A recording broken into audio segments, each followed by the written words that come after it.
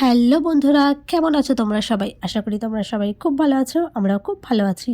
তো ভিডিওটা হচ্ছে গতকালকের। গতকাল ছিল অশোক ষষ্ঠী।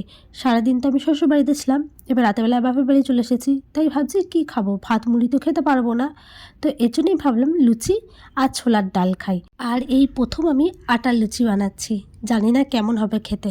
আসলে ময়দা লুচি খেলে না খুব প্রবলেম হচ্ছে, তাই ভাবলাম আটার লুচি খাই। আর এইদিকে আটা মাখা হয়ে গেছে, আর আমি ছোলার ডালটা সিটি মারতে বসিয়ে দিচ্ছি। তো চলো এদিকে এটা হতে থাক, আর আমি ওইদিকে লুচিগুলো বেলে নিই। আর আমার লুচি কিন্তু একটাও গোল করে বেলতে পারি না।